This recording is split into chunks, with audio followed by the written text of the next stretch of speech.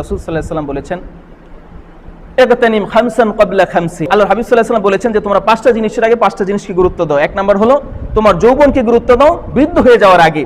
দুই নম্বরে তোমার ধন সম্পদের গুরুত্ব তুমি ফকির হয়ে যাওয়ার আগে। তোমার যে ধন সম্পদ আছে মনে করো না এটা আজীবন থাকবে, যে কোনো সময়ই সম্পদ নষ্ট হয়ে যেতে পারে।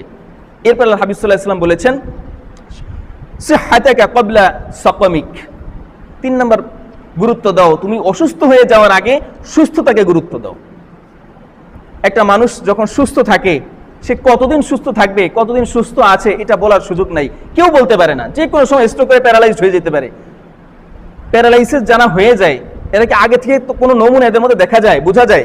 কোনো পরীক্ষা নিরীক্ষা সহজে ধরা পড়ে না, হঠাৎ করে প্যারালাইজড হয়ে যায়, বিছানাগত হয়ে যায়। এই মানুষটা আর সুস্থ হবে কি হবে না এটা একমাত্র আল্লাহ ছাড়া আর কেউ, ডাক্তারও বলতে পারে না। আশা দিয়ে রাখে যে সুস্থ হইতে পারে, চিকিৎসা চালিয়ে যায়, এটা তাদের কাজ, সেবা দেওয়া। কিন্তু সুস্থ হবে কিনা এটা আল্লাহ ছাড়া কেউ জানে না। তো এই যে সুস্থ থাকার সময়, অসুস্থ হওয়ার আগে সুস্থ থাকার যে সময়টা, এটাকে আল্লাহ রাসূল বলেছেন গুরুত্ব দাও। কারণ অসুস্থ হয়ে গেলে আর সেবা, তারপরে আল্লাহর ইবাদত, এগুলা কোনো কিছু করার সুযোগ পাবা না। এই জন্য এই সময়টাকে কাজে লাগাও। এটা দুনিয়াবি কাজই হোক বা আখিরাতের কাজই হোক। অসুস্থ হয়ে গেলে দুনিয়ার কাজও করা যায় না, আখিরাতের কাজও করা যায় না। এই জন্য অসুস্থ হওয়ার আগে সুস্থতাকে গুরুত্ব